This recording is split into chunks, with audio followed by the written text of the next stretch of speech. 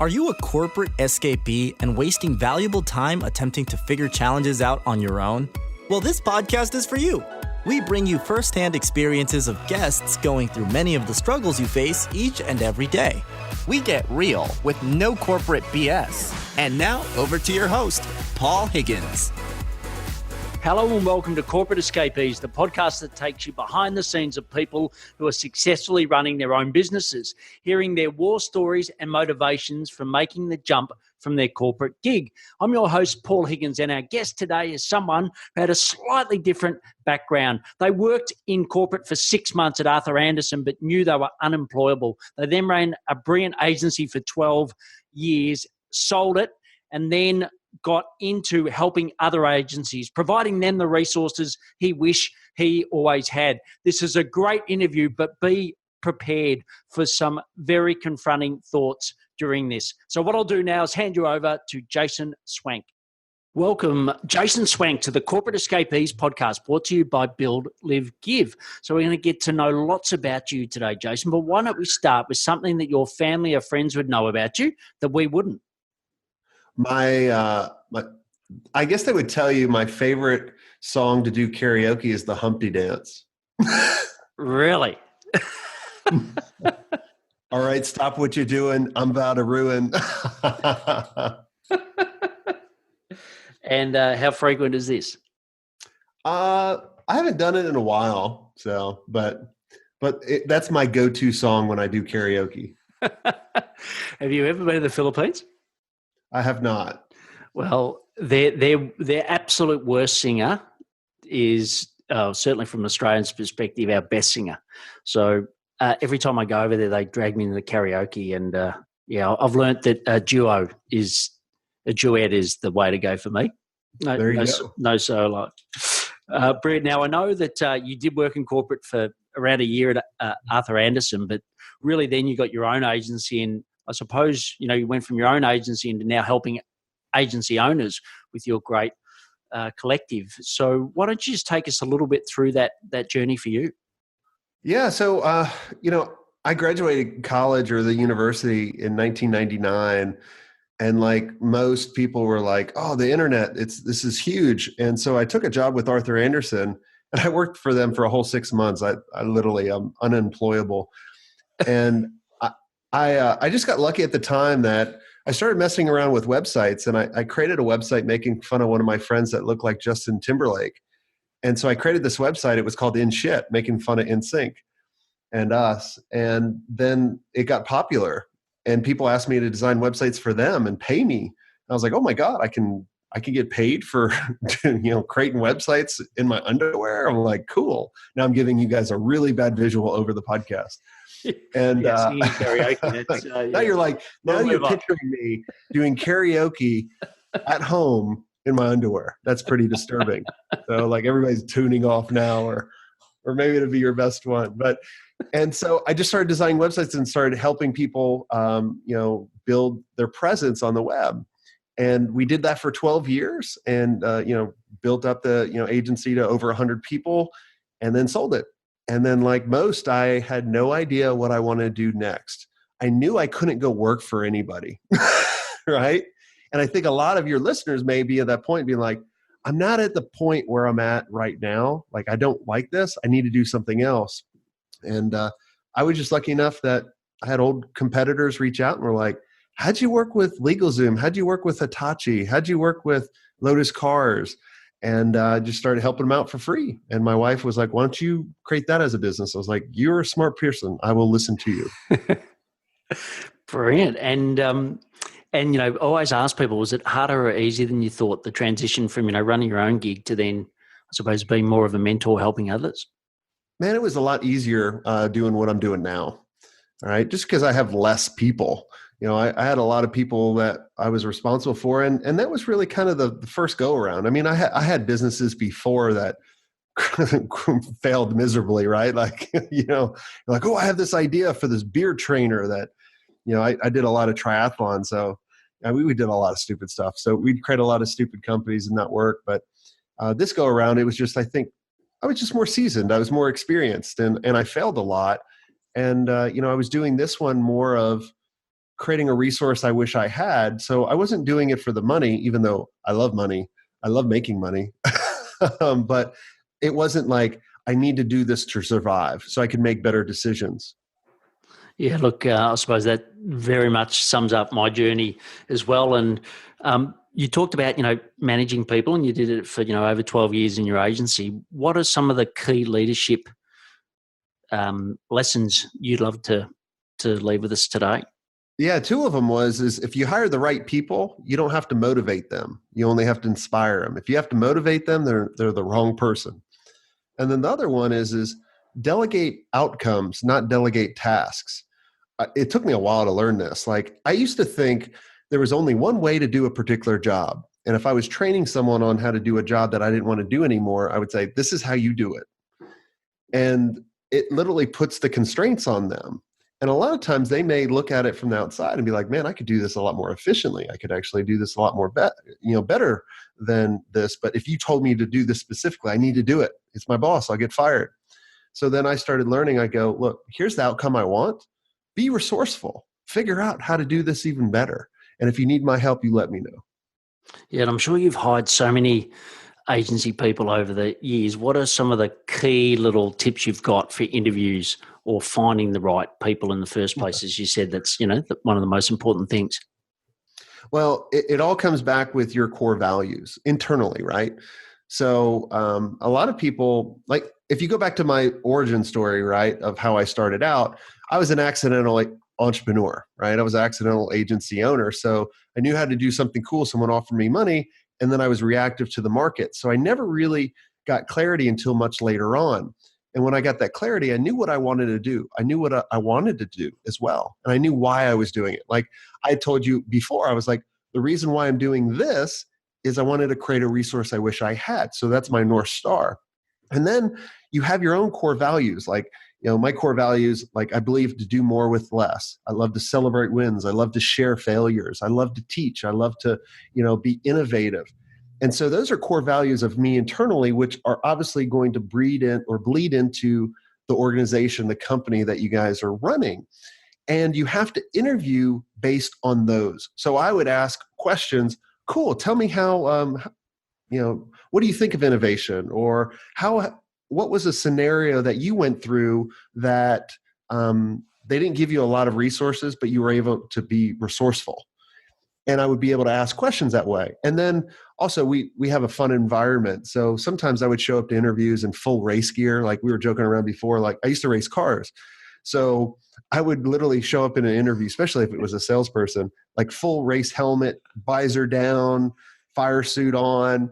And I would just sit down and just sit there and see what they would do. See if they would start asking questions, see if they would laugh, if they would like get mad. Like I knew they were going to be a horrible employee, right? Like I even showed up in an interview. Now I had jeans and pants on, but I put like a lady's tutu on just to mess with them.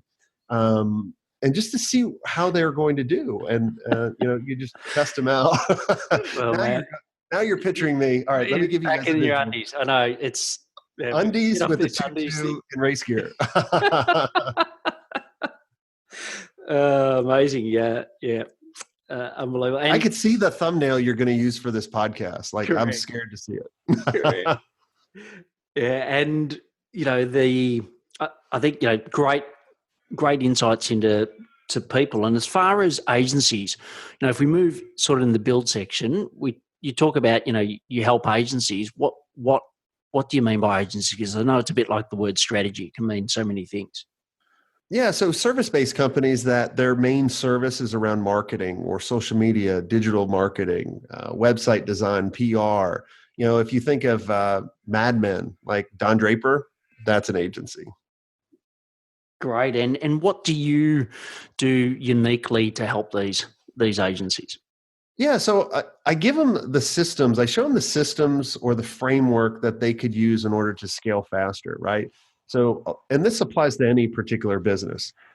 Going back to what I said in the beginning, a lot of people are accidental when they fall into business, so they don't have that clarity of where to go. And so they're not able to say yes or no to a lot of the wrong things. So it's about having the right systems from clarity. It's about how to position your business in a way where you're the choice rather than a choice? Or what's the right offering? What should you be charging? What's the right order of services? How should you do prospecting? How should you do sales? So, how can you actually scale? How could you position a sell? So I just walk them through those types of systems and just figure out what do they need.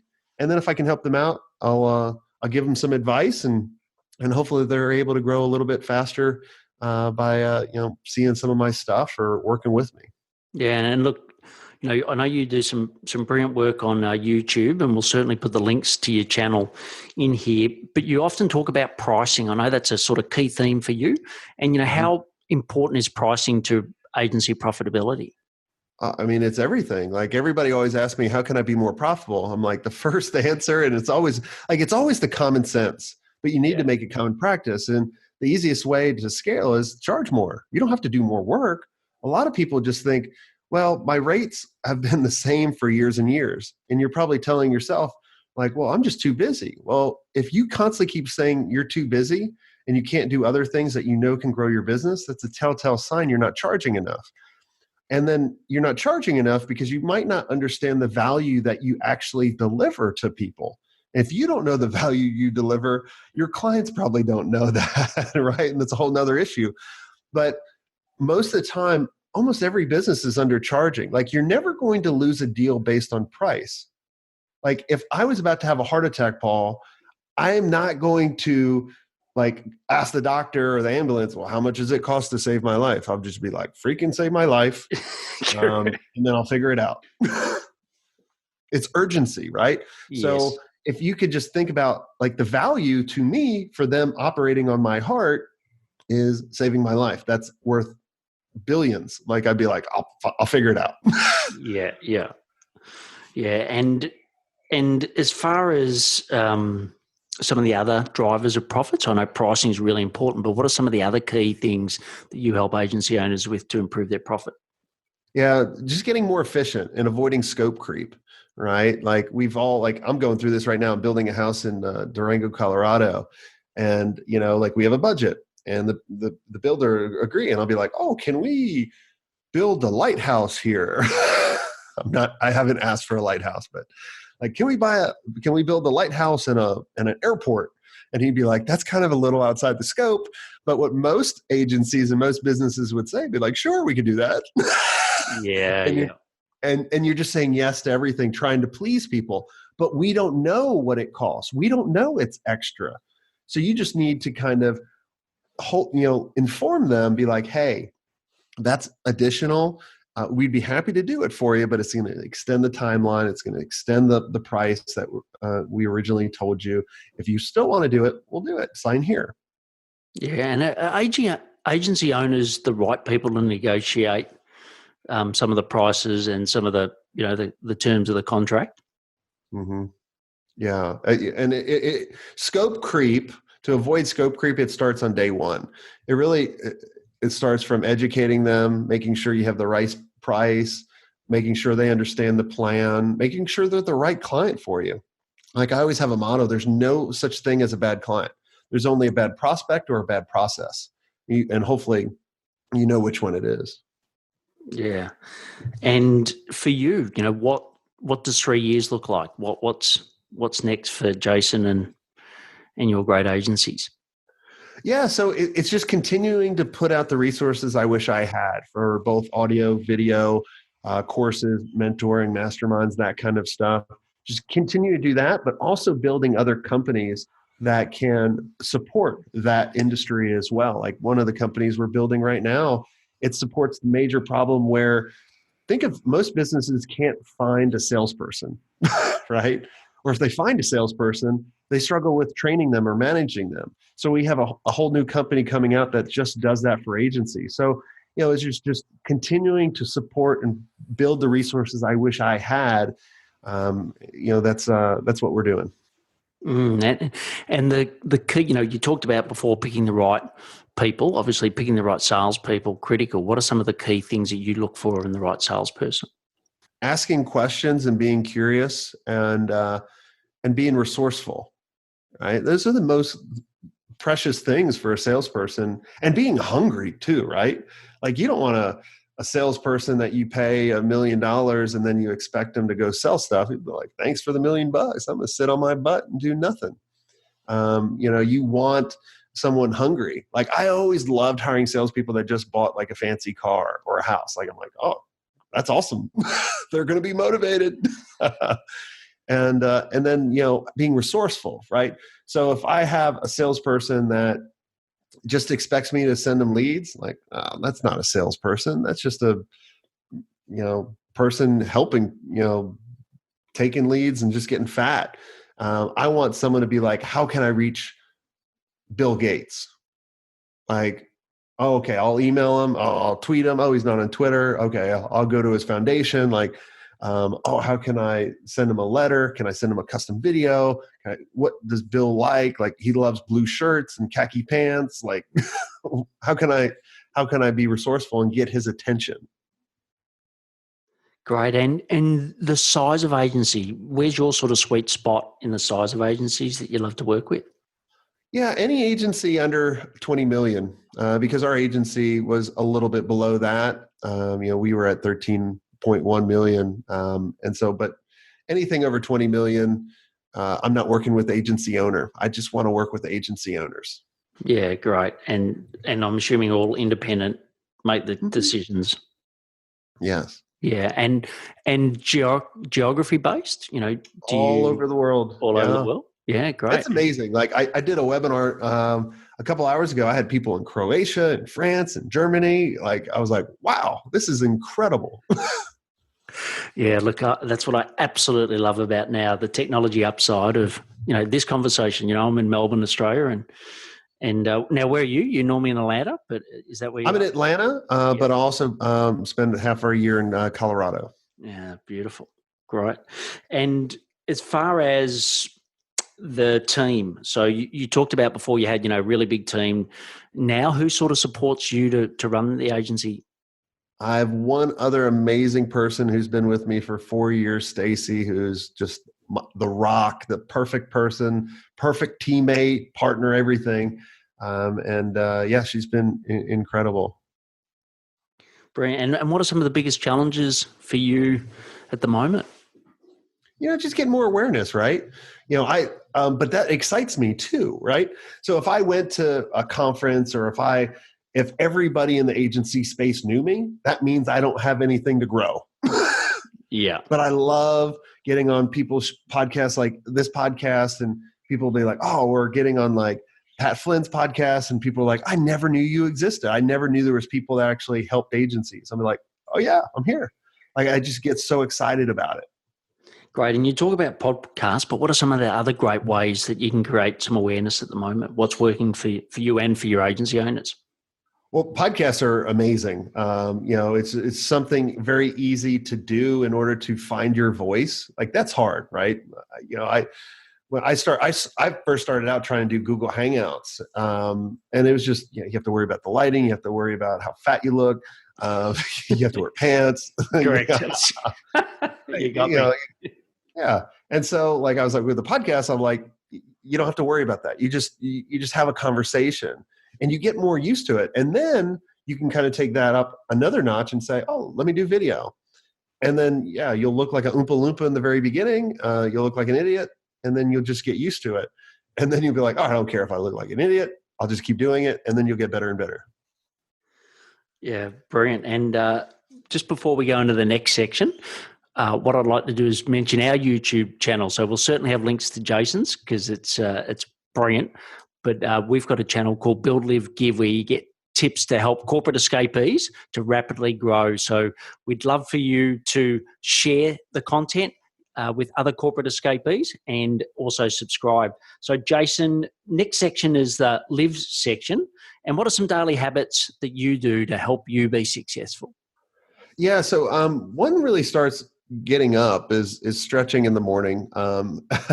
If you're just tight, it's just like you just don't feel good all day. So I'll do a lot of stretching in the morning. And then at night, one of the things that helps me wake up or sleep really well is asking myself a couple questions. One is what did I learn today? Did I help anybody? Am I prepared for tomorrow? and what am I grateful for? I'm just writing those down, make sure that we get them in the show notes as well. But that's brilliant. And I know Kimberly, your wife, Mm-hmm. when she's listening to this, so Kimberly's listening right now, what would you like to say to her about the support she's given you through this journey? Oh yeah, she's everything. I mean, she's there to support me and be with me, whether it be up and down, backwards, outside out. She's just a great partner, and I love seeing our lives growing old together.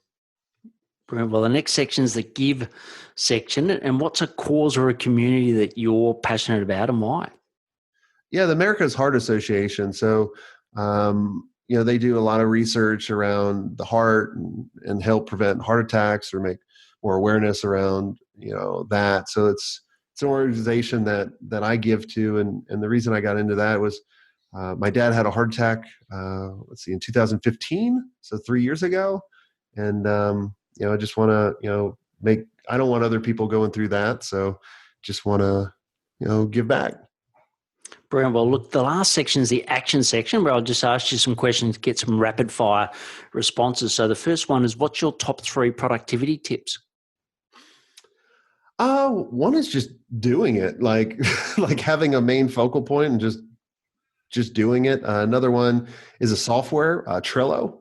So we literally just create some categories or columns and just have everything there. And it just, especially for the content that we produce, like we put out a podcast and a video once a week. So, we're scheduled out usually 3-4 months in advance. So we use that to help us. And then Infusionsoft is a marketing automation tool that really helps us be more productive and automate some things. Brilliant. And what are some, other than what you've mentioned, especially Trello and Infusionsoft, what are some other apps or software that you use or recommend to agencies? Zoom. I love Zoom. I mean, we're on Zoom right now. I think everybody should use that. The other tool that I use for recording client calls and being able to send that to them is Uber Conference. I love it. It's just really easy. I'm trying to think of any other tools. I mean, I think those are the two, or Zapier, allowing you to connect all your applications together too. Yeah, those would be 3. Great. And other than your fantastic podcast, what are some other podcasts you recommend corporate escapees listen to? Yeah, so I love Smart Passive Income. Obviously, that's why I started my podcast called the Smart Agency Masterclass.